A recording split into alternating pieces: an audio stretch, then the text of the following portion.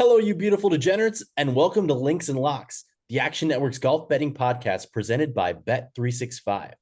I'm your host, Roberto Arguello, and I'll be joined alongside Nick Bretwish and Spencer Aguiar this week to break down the Wells Fargo Championship live from Quail Hollow Club. Guys, welcome into this week's tournament. Without further ado, let's get right to it. Spencer, I know you've got one bet this week. What is your best bet for the Wells Fargo Championship? Yeah, so I'm going to take Steven Yeager minus 120 over Andrew Putnam in a head-to-head matchup. All right, starting off with a shot on Yeager. Nick, what's your best bet this week? I'm going to climb up the board a little bit, get a little more aggressive than usual. Taylor Moore, top 20, plus 320. Oh, you know I love some Taylor Moore.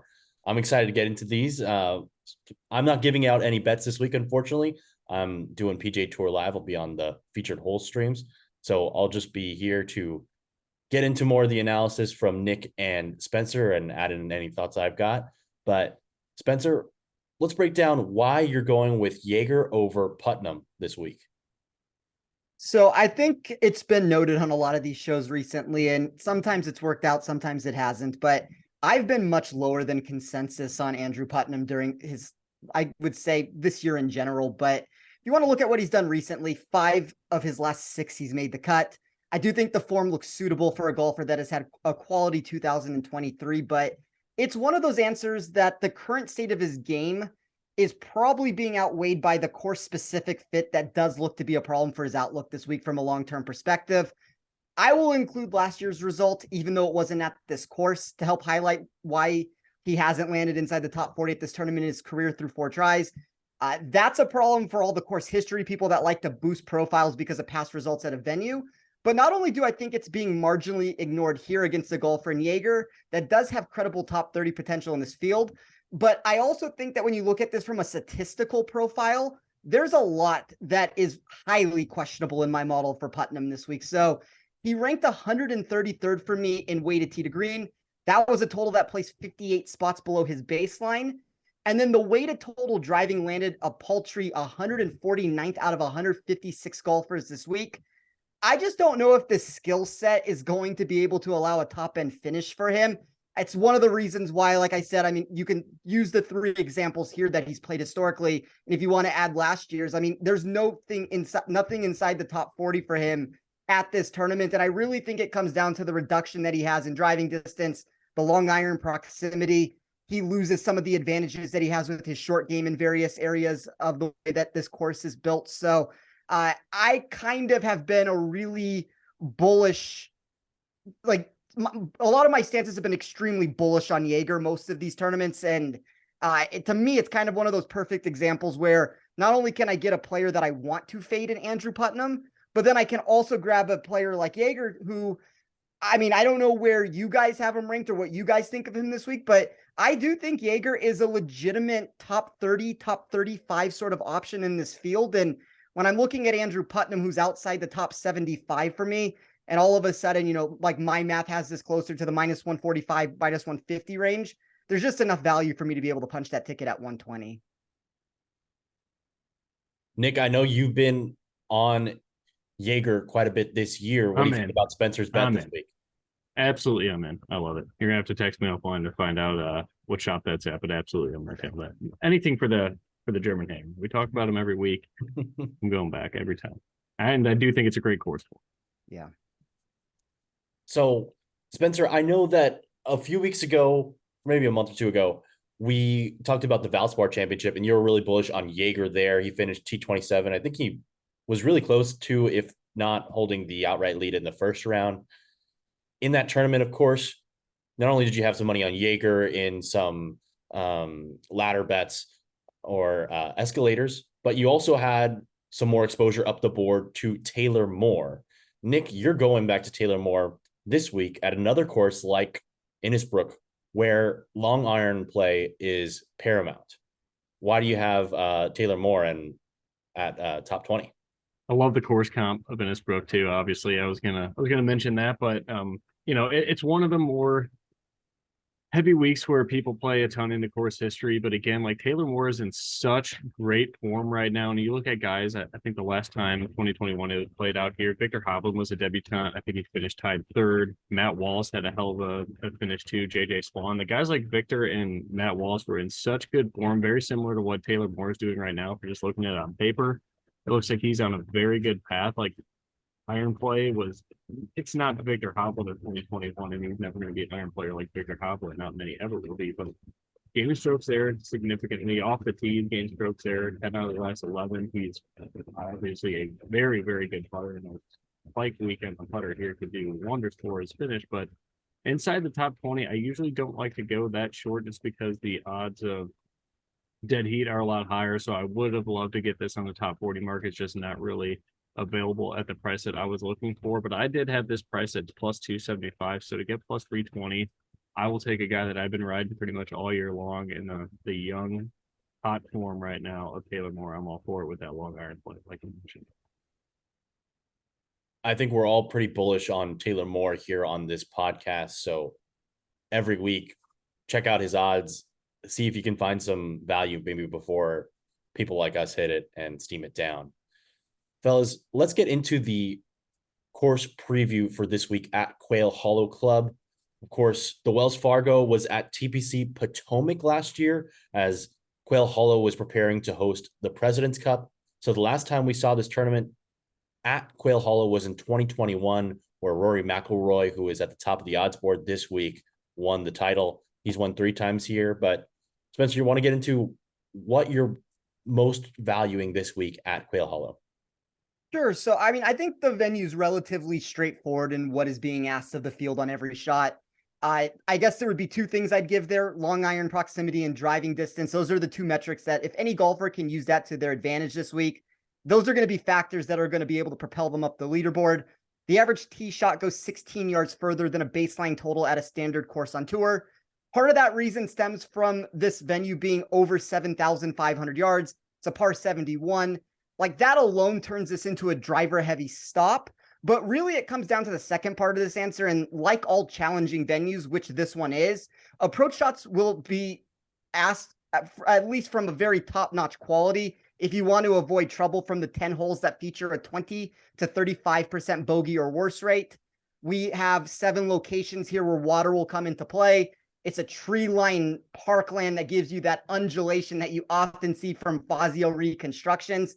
I guess like the one thing I'd like to note to that is none of that suggests that scoring is going to be impossible. We do usually see the winning score here somewhere between 8 to 12 under par, depending on exactly how it plays. But I think more than anything, it just indicates a very repetitive nature for the players if they want to succeed. Like essentially, if you can be distance plus and you can use your driver to a benefit, and then you're going to be able to propel from those second shot distances.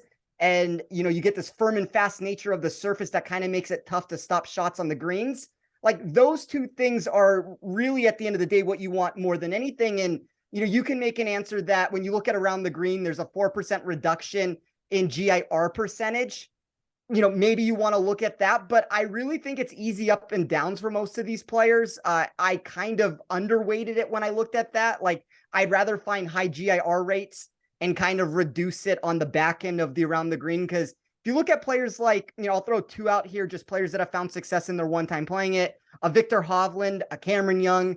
That's kind of that prototypical good ball strikers that have been able to get around this course by using that ball striking to their advantage here. And then on the back end of it, the around the green game doesn't necessarily become as, I guess, paramount to them dropping down the leaderboard just because it is easier to get up and down. And, you know, yes, it's a fast and firm surface. There's going to be some 3-putt avoidance that you're going to have to try to get around there, but players can putt from off the surfaces in a lot of these spots. I do think it's kind of one of those courses to where I always give this answer about Victor Hovland when we're in this position, when you can remove that ability from him having to chip every single time, kind of just boost the stock all the way up. So I guess to simplify that answer, it's distance, it's long iron proximity, and it's just like having some ability around the green to be able to save it. Like give me GIR percentage, a high GIR percentage over anything else. Nick, anything to add to that? No, my model's very similarly built this week. I did put a little heavier emphasis on putting and obviously the strokes gained off the tee as we see year in, year out at this event. That's usually what gets it done. And the lower scoring venues, that's probably why Rory wins so much here, because it's not a birdie fest. It is a tougher track. So overall, I will always second what Spencer says. His course breakdown is always pretty much what builds the numbers for mine. So I'm all for it. I think it's well put, and I just wanted to emphasize a little bit more of what I'm doing off the tee. So I do want guys that can put themselves in position, not necessarily be an absolute bomber like the Cam Young, the Rory, and guys like that. But if you're long enough, but I do want accuracy off the tee a little bit as well here.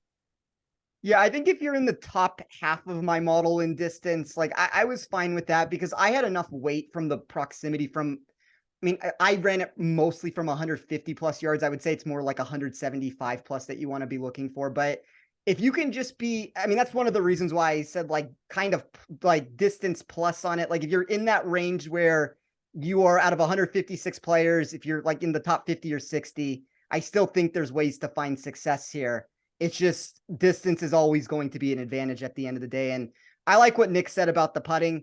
I did add a little bit more putting here than I normally do. Also, I ran it with, a fast Bermuda surface and 3-putt avoidance and kind of these other like funky ways of going about it with it. But I did put a little bit more than I usually do there. And I think that that's worth noting.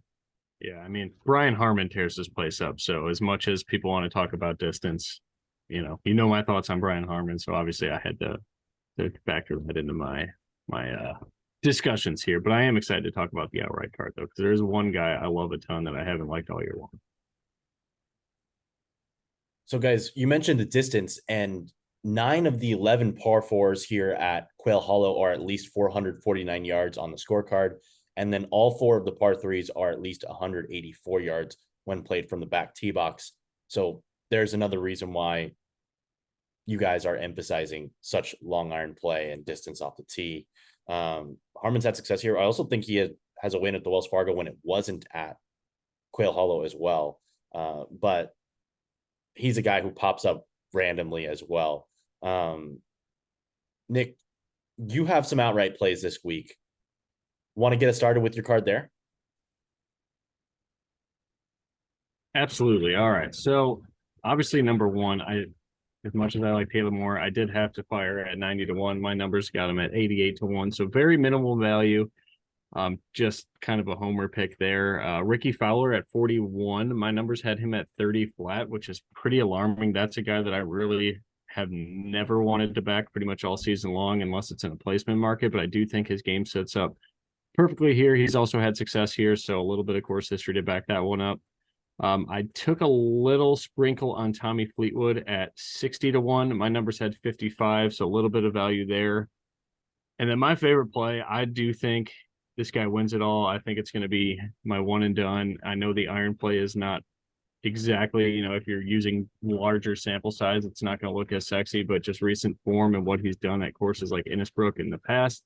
And Spencer mentioned the fast Bermuda greens. Do you guys want to take a guess at who my favorite outright pick is? He is larger than 30-1. So that is my hint, other than Bermuda.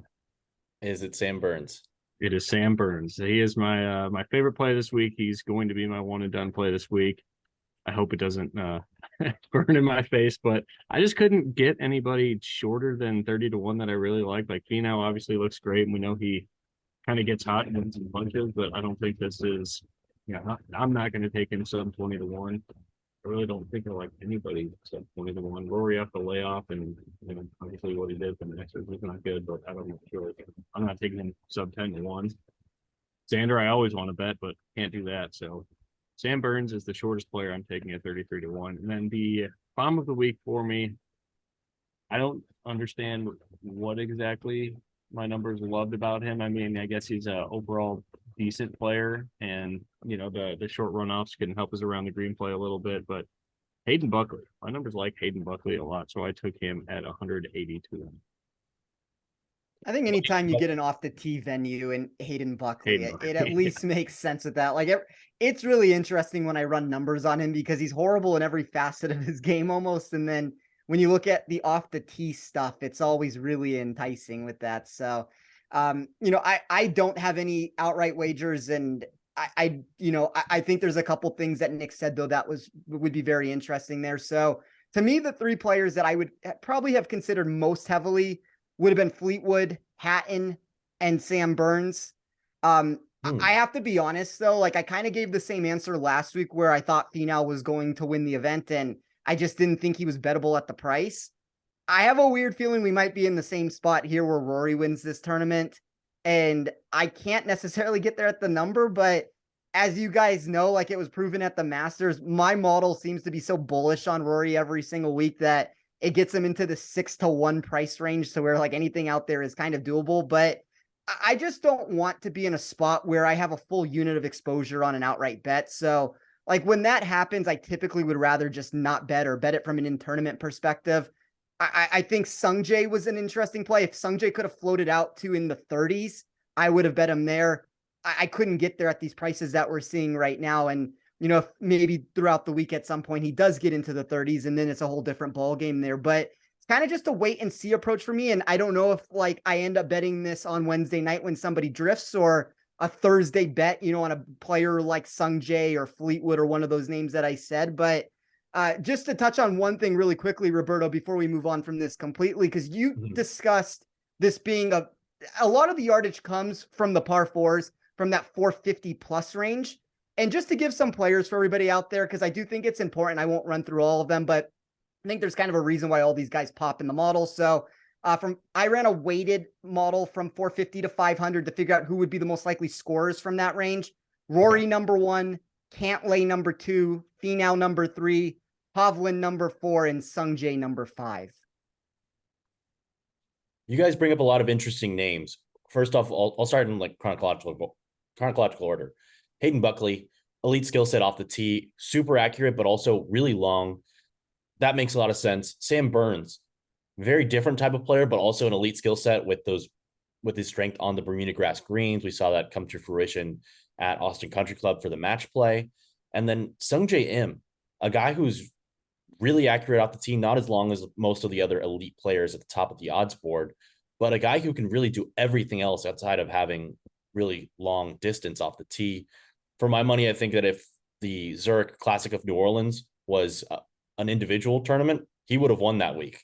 And I'm worried about him winning this week when I'm not allowed to bet, because I've said a few months ago that Sungjae Im is going to win one of these events very soon.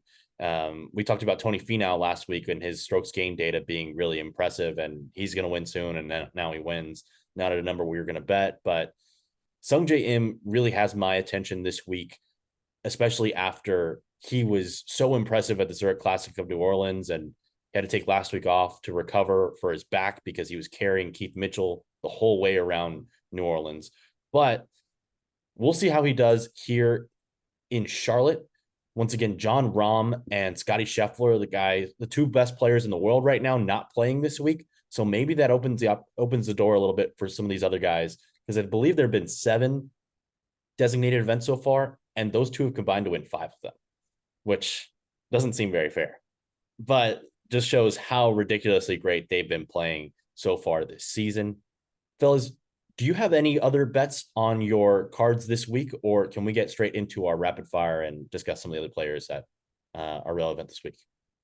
I don't. I guess the one thing I would say to what you just said, Roberto, is I feel like we've had a propensity on this show to where we have been ahead of the market on a lot of these players. Like we did it with Scheffler during the fall last year, and we knew wins were coming. And unfortunately, all of a sudden, when the wins came, they were at numbers that were unbettable. We have been very high on Finau. Like it's one of those spots where something had to turn around. I kept giving that answer over and over again, and it was just so hard to bet him at the price that he was last weekend. It's the same answer now that I'm going to give to Sungjae. He's the number 1 player in my model when I ran this for projected weighted scoring. You could say some of the other things here maybe are, he's inside the top 10 for me pretty much in every single area that I ran this week. And you could say that there's are golfers in this field that have more upside in certain facets of their game, but it's like that steady approach at a course where it's going to be difficult to score. That's the Sungjae Im approach for how he wins a golf tournament. And I think there's a real reason why he's popping in my model to be the number 1 projected weighted scoring option here. So I really hope at some point, like obviously I'm not helping myself by giving this answer right now on the show, but I really hope at some point this does end up drifting to 30-1, even if that's from a live bet after one hole, if he bogeys the first hole and I can get in on him at some number, because he was the player that I kind of wanted the most, and I just can't do it at the 25-1 prices that I see. That was going to be my question, Spencer, is what is the number you're looking for? Is it 30 flat would be the shortest you're willing to go? Because my model does like him a lot too. It's got him at 22.5-1. So let's just say 23 for easy math. And for me, anybody sub 30, I would want, a lot. Yeah, I'd say at least 5 to 6 points of value on that number, like I had with Burns. So I think Sanjay probably right around 30 does make a lot of sense. If I know you, like I think I know you, I guess that'd be probably the shortest you're willing to go then on Sanjay. Yeah, if push came to shove with it, and I know I'm not getting a number anywhere else, I would bite the bullet at 30 and go in there. Because I typically, when we're going down like this low on the board, I also want like 6, 7, 8 points of value in this spot. And it's usually difficult to get. That's why we don't go up to the top of the board very often here. So we'll see with Sungjae. I haven't seen people on him necessarily, and you always hope for a drift with that. But I don't know. It's like the one thing I've noticed in these markets recently, everybody drops in price and nobody ever raises. And then you turn 160% aggregated hold percentage market into like 180% market, and just you can't ever get in on anybody. You're preaching to the choir, Spencer. It's frustrating to see those types of hold percentages, and it's terrible again. Mm. All right, I do have 2 more bets if you want to hear them real quick. Okay, let's hear them, Nick. All right, I do want your guy. Actually, I don't even. If your opinion's negative, I don't want to hear it. If it's positive, I would like to hear more support on it. But I'm going to take Taylor Moore over Matt Kuchar in a matchup at -110 each way there. I'm going to go the Taylor Moore side. I did take Hayden Buckley top 40 on Bet365 at +160. I broke my own rule there. I wanted to get +180, so I get 30 points of value there. I'm right around +145, +150. I just have a feeling about Hayden Buckley this week. So thoughts on Taylor Moore over Kuchar, if they're positive only, and then what was that one? Hayden Buckley top 40 on Bet365 there. What was the price on Moore over Kuchar? -110. I like that a lot. I think he's right. a better player. I think it's a great sell high spot for Kuchar, especially with him being off for, I think, 3 weeks. I think it's a coin flip. That would be my answer. Like I lean the Taylor Moore side. All right, just mute him. Just mute him. Yeah. Not I didn't say I hated it though. It's supposed to say it's a lock and then hit it again. We'll leave it at that, I guess. I mean, there are 2 golfers that are inside the top 40 for me when it comes to safety this week. Because if you look at Kuchar, his last 3 events, all top 20 finishes, but one of them was the match play where he actually lost strokes on approach. And then another one was the RBC Heritage, which is a very different track than this one, where driving distance not really relevant. And you can use a lot of course knowledge, I think, there with the placement off the tee. It's a good track for him. It's absolutely, yeah, it's a track that Webb Simpson had success in. So of course, guys like Kuchar and Harmon are going to pop there too. This is a different beast. I don't think this is meant for modern day Cooch, especially when you're going up against a new rising star in Taylor. Well, the one answer I'll give to that, like outside of both of them being inside the top 40 for me, like I think if you're running, and this isn't what the answer is, unfortunately, like upside does not win the day in a head-to-head matchup. But I think if you're running this for upside, like I want absolutely nothing to do with Matt Kuchar this week. He's 27th for me when you look at strokes gained tee to green over a 2-year perspective. When I run it specifically for this course, he's 95th. I guess it just comes down to that head-to-head answer to where like 110 kind of feels, and that's not to say that if I think Taylor Moore should be -110, I think he should be the favorite. I mean, obviously you have like these hold percentages in all these markets that juice it up. So like the casinos can have a little bit of their edge here. So I do think it should be one of those spots to where it should be like a -110 +110 situation. So it feels like a flat fair price to me that you're getting on Moore. So I don't like dislike it for that reason. It feels like a virtual coin flip at the price is all I'm going to say. And that doesn't mean it's going to lose. Like I picked the Taylor Moore side, everything aside on it. One last thing to add on that. with this being a designated event, you'll see some players on the PGA Tour and throughout the season with designated events, guys who are marquee players who don't normally play certain tournaments playing them this year. That's the case with Matt Kuchar.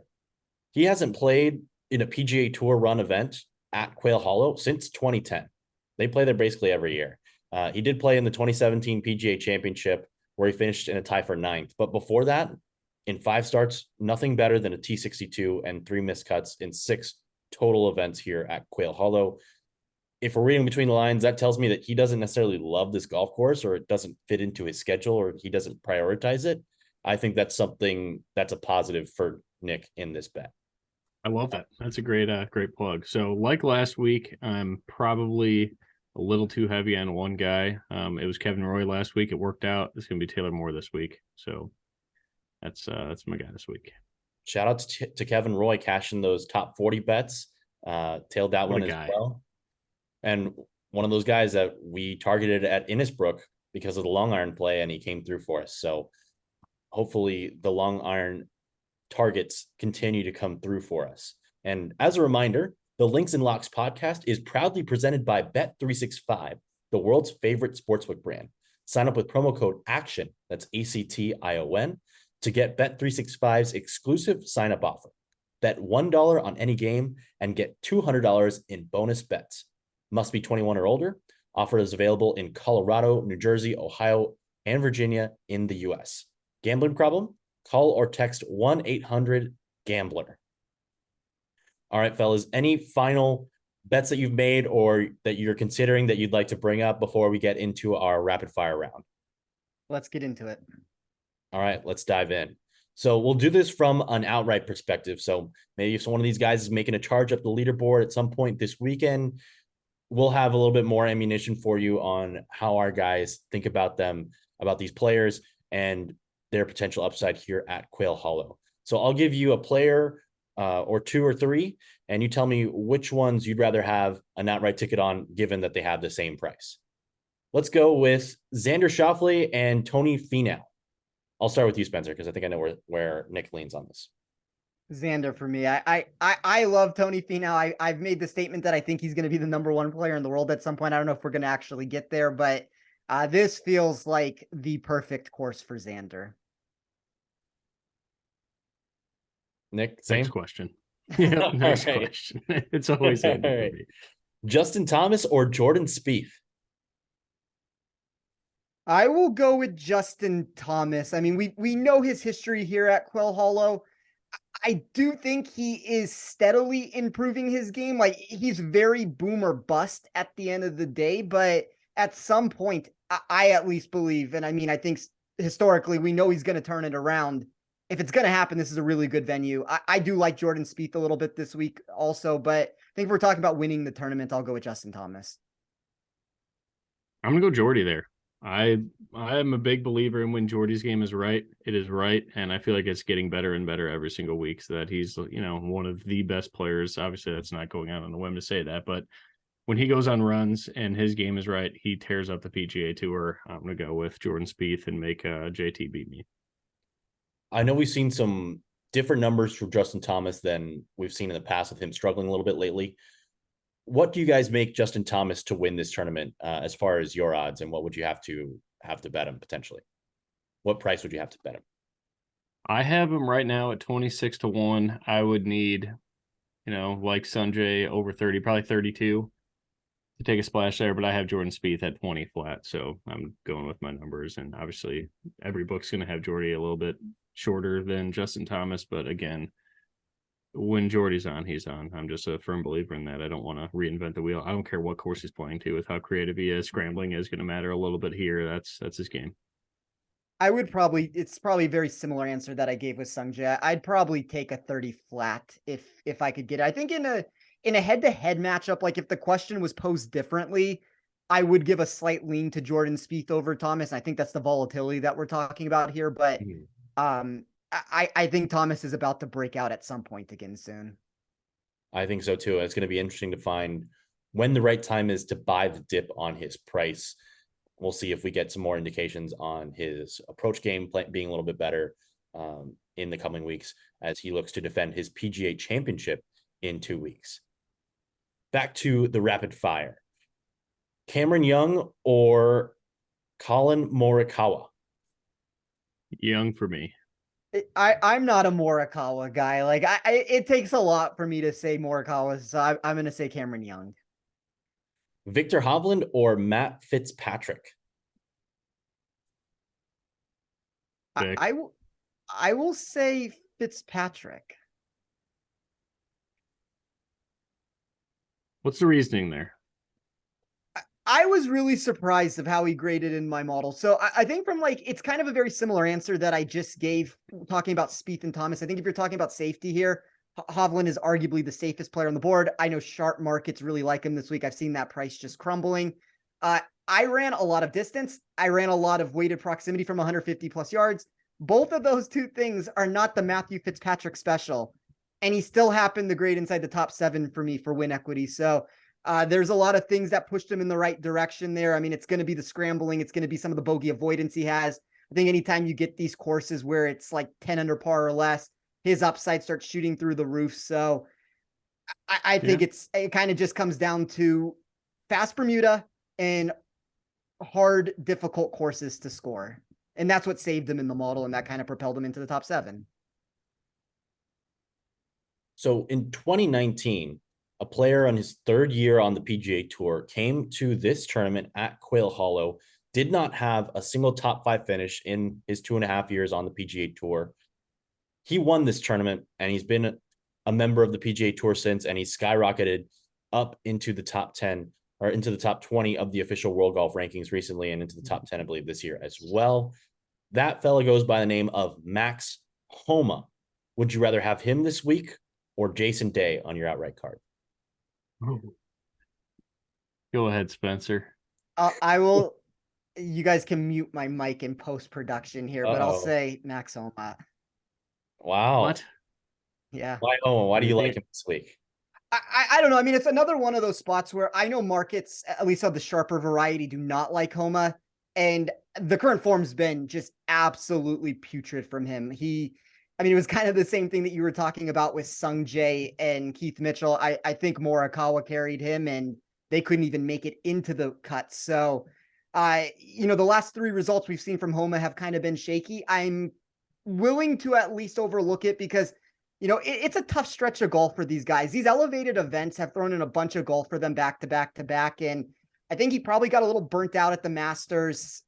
We saw it then at the RBC Heritage where he missed the cut. And then he goes and he plays the team contest at the Zurich, and all of a sudden, he kind of like falls flat on his face again. But I like him at these courses when you can look at these weighted tee to green. Like, he's a very complete player at this point of his career. Mm-hmm. He has positive trajectory in my model for the distance that I'm waiting for this. Like, he's not low enough on it to where it takes him off.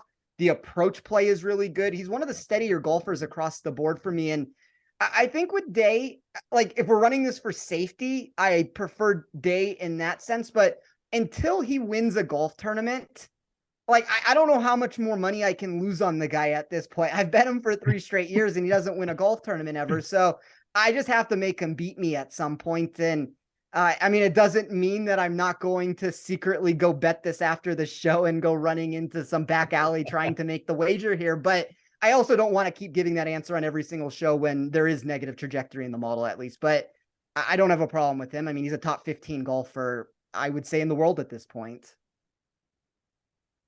How about you, Nick?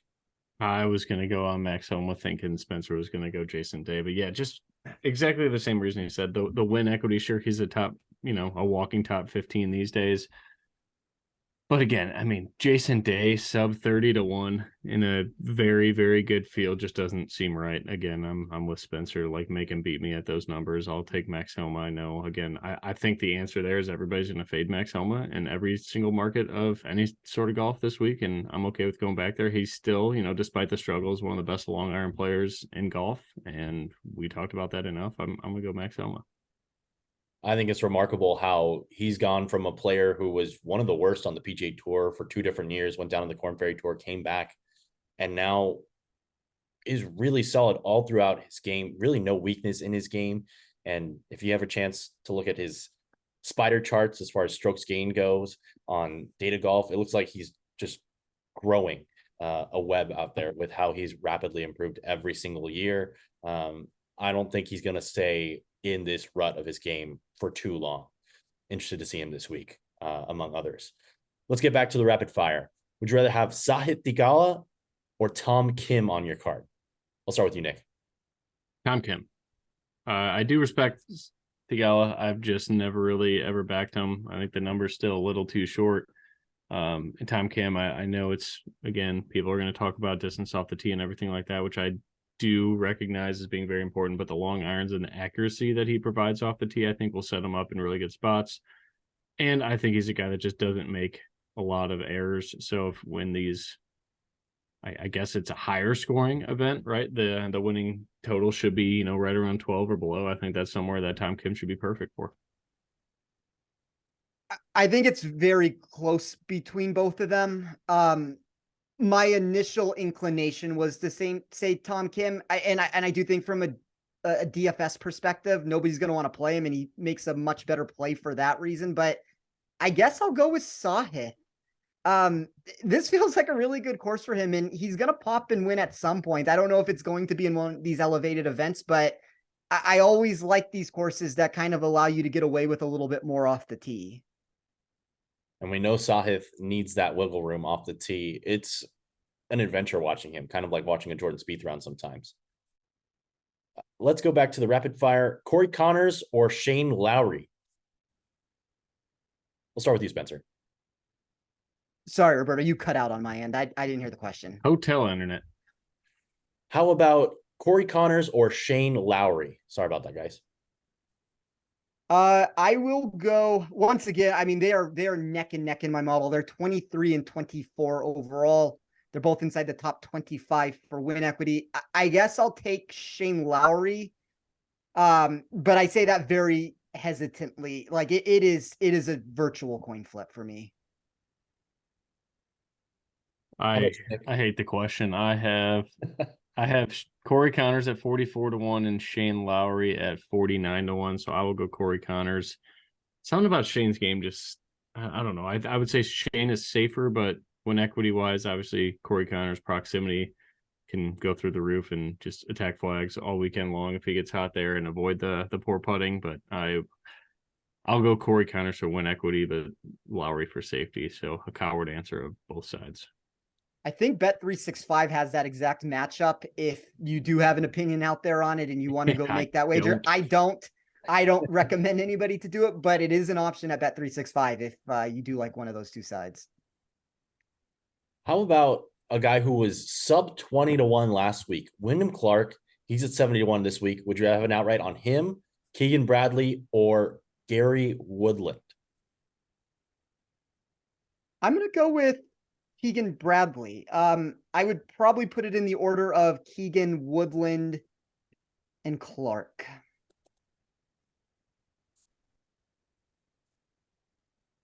How about you, Nick? I would go Clark, Keegan, Woodland. I think people are going to be off Clark this week after a relatively large letdown, especially in the DFS community last week. He did make the cut, but did not do much with it. I don't think this is a nice course for Wyndham Clark. I'll go Wyndham. I think it's a nice course for Clark too, and he still gained strokes on approach last week. He's just kind of in a machine there, even though it wasn't a spectacular week for him last week. Driver kind of let him down a little bit, it looks like. All right, guys, final rapid fire question. Would you rather have an outright ticket on Davis Riley, Siwoo Kim, or Taylor Montgomery this week? I will go with Siwoo Kim. I feel like that's another player on this show that I am much more aggressive on than the general public, and didn't work during the last start at the RBC Heritage, but I generally think Siwoo's turned it around recently. Like we used to know him as this highly volatile golfer that would miss a lot of cuts and was all over the place, but it's kind of the same answer I'd give to Theegala in some ways, where I think both of those players are a little bit steadier. Like they may be erratic in their parts of the game and they're all over the place on the course, but they're providing top 40 finishes week in and week out. And I know we need more than that if we're talking about winning this golf tournament, but there's a lot to like about Siwoo from a statistical perspective. I'm gonna go Siwoo with the progress we've seen in the putting all year. I think this is a better year for him to play Quail Hollow. A few of those guys already winners. We know Siwoo over at the Sony Open, and then Davis Riley picking up his first ever win at the Zurich Classic of New Orleans. Huge made putt from off the green to seal that one on the 71st hole.